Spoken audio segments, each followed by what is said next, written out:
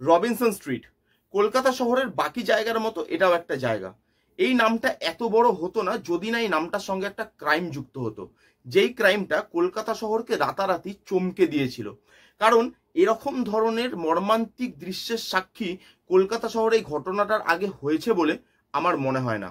ঘটনাটা কি? ঘটনাটা হচ্ছে পার্থ দে বলে একজন, যিনি তার রবিনসন স্ট্রিটের নিজের বাড়িতে নিজের পরিবারের লোকের মৃতদেহের সঙ্গে দিনের পর দিন মাসের পর মাস কাটিয়েছেন। এবং এই ঘটনাটা হয়তো বাইরেও কোনোদিন আসতো না যদি না তার নিজের বাড়িতে তার নিজের বাবা তার বাথরুমে সুইসাইড না করতো নিজের গায়ে আগুন লাগিয়ে। বাবা নিজের গায়ে আগুন লাগিয়ে সুইসাইড করে, তারপরে লোকজন জানাজানি হয়, পুলিশ আসে।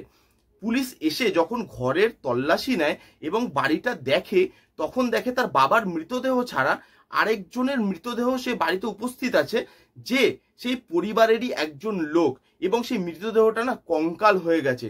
এবং পার্থ দে সেই কঙ্কালটার সঙ্গে দিনের পর দিন মাসের পর মাস সেই বাড়িতে দিন কাটিয়েছেন।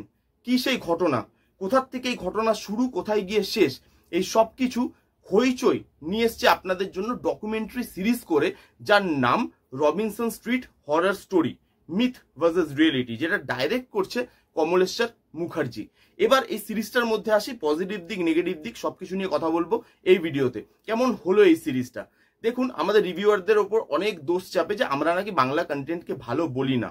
আমরা বাংলা কন্টেন্ট যদি ভালো হয় সেটা অবশ্যই ভালো বলি এবং লোকজনকেও সেটা রেকমেন্ড করি। যেমন এই কন্টেন্টটা, হইচইয়ের আর 5টা কন্টেন্টের থেকে এই কন্টেন্টটা অনেক অনেক ওপরে। কারণ হচ্ছে এর পজিটিভ দিক। প্রথমেই বলে দিই, এর মধ্যে কোনো নেগেটিভ দিক নেই। আউটস্ট্যান্ডিং একটা ডকুমেন্টারি সিরিজ হয়েছে। যারা দুর্বল মনের নয় তারা এই ডকুমেন্টারি সিরিজটা অবশ্যই দেখবেন। আপনি সিরিয়াসলি বলছি স্তম্ভিত থাকবেন, আপনাকে ভাবতে এই ডকুমেন্টারি সিরিজটা বাধ্য করবে। কি কি পজিটিভ দিক আছে? ফার্স্ট পজিটিভ দিক এর রনেস। দেখুন, এই ডকুমেন্টারি সিরিজটা না খুব র, কারণ এই ঘটনাটা খুব র। এই ঘটনাটা যতটা র এবং ঘটনাটাকে প্রেজেন্টও না হইচই ঠিক সেভাবেই করেছে উইথ রনেস। হইচই না এর মধ্যে কোনো মেকআপ বা কোনো ধরনের রং মশলা মাখায়নি, যার জন্য এই সিরিজটা দেখতে খুব ভালো লাগে। কারণ এই ঘটনাটা যতটা গম্ভীর আর ঘটনাটা যতটা গুরুতর, সেটাকে ওই গুরুতর ভাবে এবং ওই রনেসের সাথেই দেখানো হয়েছে। সবাইকে দেখাবো বলে সেটার মধ্যে রং মাখিয়ে বা মেকআপ করে ঘটনাটাকে প্রেজেন্ট করা হয়নি, সেই জিনিসটা খুব ভালো। প্লাস এই সিরিজটার মধ্যে প্রচুর অথেন্টিসিটি আছে, কারণ এই ঘটনাটার সঙ্গে যারা যারা যুক্ত, ধরুন কোনো পুলিশ বা কোনো সাইকিয়াট্রিস্ট বা কোনো ডাক্তার, কোনো সায়েন্টিস্ট, এই সবাই যারা যারা এই ঘটনাটার সঙ্গে যুক্ত ছিল তারা প্রত্যেকে এসে ইন্টারভিউ দিয়েছে এবং জিনিসগুলো দেখতে খুব অথেন্টিকেট লাগে। তার সঙ্গে এই সিরিজটা প্রচুর রিসার্চ করে বানানো, যে রিসার্চগুলো কিন্তু এই অথেন্টিসিটিটাকে বাড়াতে আরো বেশি হেল্প করে। প্রচুর রিসার্চ করে, প্রচুর রনেস দিয়ে এবং প্রচুর অথেন্টিসিটি দিয়ে এই সিরিজটা বানানো হয়েছে। যারা দুর্বল মনের মানুষ তারা এই সিরিজটা অবশ্যই দেখবেন না, কারণ এই সিরিজটা দেখলে আপনার শরীর খারাপ হয়ে যেতে পারে। কারণ এই সিরিজটা আপনাকে অনেকগুলো ধাপের মধ্যে দিয়ে নিয়ে যায়, অনেকগুলো ইমোশনের মধ্যে দিয়ে নিয়ে যায়। যেমন এই সিরিজটা দেখতে দেখতে একটা টাইমের আপনার রাগ হবে, একটা টাইমে আপনি সিম্প্যাথি করবেন, একটা টাইমে আপনার ঘেন্না লাগবে, আপনার গা রিরি করবে। এই প্রত্যেকটা ইমোশনের মধ্যে যখন আপনি যাবেন তখন আপনার মন শক্ত হওয়াটা দরকার। সেই জন্য এই সিরিজটা রনেস, অথেন্টিসিটি এবং রিসার্চের মাধ্যমে যা বানানো হয়েছে না, সেটা আউটস্ট্যান্ডিং। আপনি দেখলে বুঝতে পারবেন। 6টা এপিসোডের সিরিজ, প্রত্যেকটা এপিসোড মোটামুটি 22 থেকে 25 মিনিটের মধ্যে।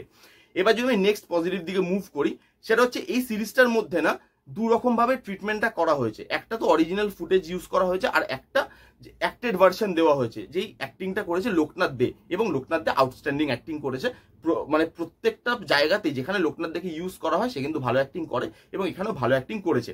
তো এইখানে এই যে দুটো জিনিস, অ্যাক্টেড ভার্সন আর তার সাথে র ফুটেজ, এই জিনিসগুলোকে না খুব ভালোভাবে ব্যালেন্স করেছে। কারণ একটা টাইমে হয় যে র ফুটেজ দেখতে দেখতে আমাদের মাইন্ড না ওরকম সেট হয়ে যায়, তারপরে যখন অ্যাক্টেড ভার্সন দেখানো হয় সেম ভিডিওতে বা সেম সিরিজে, তখন না তার মধ্যে কোথাও একটা আলাদা আলাদা লাগতে থাকে, যে অ্যাক্টেডটা অ্যাক্টিং এর মতো লাগছে, ওই র ফিলটা এই অ্যাক্টিং এর ব্যাপারে আসছে না। বাট এই সিরিজটা না সেটা হয় না। এই সিরিজটা ওই র আর ওই অ্যাক্টিং, এই দুটো জিনিস, এই দুটো পার্টকে যেভাবে ব্যালেন্স করেছে এবং যেভাবে নিয়ে গেছে এক লাইনের মধ্যে দিয়ে, সেটা আউটস্ট্যান্ডিং। যেভাবে গল্পটা বলে এবং যেভাবে স্টেপ বাই স্টেপ গল্পটা এগোয়, প্রত্যেকে এসে গল্পটা আপনাকে জানায়, ঠিক ভুল সবকিছু আপনি জানতে পারেন, সেটা আউটস্ট্যান্ডিং। তো এখানে অ্যাক্টেড ভার্সন এবং তার সাথে যে র ফুটেজ, এই দুটোর মধ্যে খুব ভালোভাবে ব্যালেন্স করা হয়েছে। তার মধ্যে এই এই সিরিজটায় না হইচই নিজের কোনো কমেন্ট্রি রাখেনি বা নিজে কোনো কনক্লুশনে পৌঁছাতে চায়নি। এখানে আপনাকে ঘটনাটা দেখানো হয়েছে, ঠিক ভুল সবকিছু আপনার সামনে রাখা হয়েছে এবং আপনি বিচার করবেন এবার যে এই ঘটনাটার মধ্যে কে ঠিক কে ভুল, কিভাবে ঘটনাটা হয়, কিভাবে এই ঘটনাটা আটকানো যেত, এই সবকিছু এই সিরিজে দেখানো হয়েছে। কিন্তু তারা কোনো কমেন্ট্রি বা কোনো কনক্লুশনে পৌঁছায়নি নিজে থেকে যে হ্যাঁ আমরা মানছি যে এ ভুল এ ঠিক, না, সেটা তার দর্শকের উপরে ছেড়েছে। আমরা ঘটনাটা দেখালাম অথেন্টিসিটির মাধ্যমে, এবার আপনারা এই সবকিছু মানে প্রুফ ডকুমেন্ট সবকিছু দেখে আপনারা দর্শকরা বিচার করুন যে এর মধ্যে কে ঠিক কে ভুল, কার ভুল ছিল এবং কিভাবে এই জিনিসটা হওয়ার থেকে আটকানো যেত। এই সবকিছু যেভাবে দেখানো হয়েছে সেটা না খুব সুন্দর। আর এই সিরিজটা না আপনাকে একটা মেসেজ ডেলিভার করে যেটা আন্ডারলাইন নয়, যেটা অর্গানিক্যালি স্ক্রিন প্লের সাথে রাখা হয়েছে। যদি বুঝতে পারেন আপনি তাহলে খুব ভালো। সেটা হচ্ছে একটা বাচ্চা যখন বড় হয়, সে বড় হয়ে কি হবে, কি পজিশনে থাকবে, কিরকম মানুষ তৈরি হবে, সেটা তার ছোটবেলাটা ডিসাইড করে, তার পরিবার ডিসাইড করে, তার আপব্রিঙ্গিং ডিসাইড করে। এই জিনিসটা যেভাবে দেখানো হয়েছে সেটা খুব সুন্দর, যে কোনো বাচ্চা ছোটবেলা থেকে ক্রিমিনাল তৈরি হয় না, তার পেছনে তার পরিবারের একটা হাত কিন্তু থাকে। সেই জিনিসটা যেভাবে এখানে দেখানো হয়েছে, মেসেজটা সুন্দরভাবে ডেলিভার হয় এবং সেই মেসেজটা অর্গানিক্যালি ডেলিভার হয়, আন্ডারলাইন করে বলা হয়নি। এই জিনিসটাও এই সিরিজে খুব ভালো।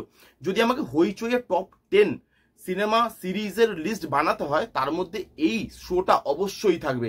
এটা একটা আউটস্ট্যান্ডিং ডকুমেন্টারি সিরিজ হয়েছে এবং হইচইয়ের এরকম কাজের দরকার। রিয়েলি সারপ্রাইজ এরকম একটা সিরিজ দেখার পর যে হইচই এরকম ধরনের কাজও ডেলিভার করতে পারে, যার মধ্যে এত রনেস থাকবে, যার মধ্যে এত ডিটেলিং থাকবে, যার মধ্যে এত রিসার্চ থাকবে। আউটস্ট্যান্ডিং একটা সিরিজ। যারা যারা দুর্বল হার্টের নয়, যারা যারা রনেস দেখতে পারেন, তারা অবশ্যই এই সিরিজটা গিয়ে দেখুন। তো এই ছিল রিভিউ। কেমন লাগলো রিভিউটা কমেন্ট করে জানাতে ভুলবেন না। রিভিউটা যদি ভালো লাগে তাহলে please give it thumbs up, like করবেন, কমেন্ট করবেন, শেয়ার করবেন, চ্যানেলটাকে মাস্ট সাবস্ক্রাইব করবেন। দেখা হচ্ছে নেক্সট কোনো ভিডিওতে। ততক্ষণ bye bye, take care and be safe.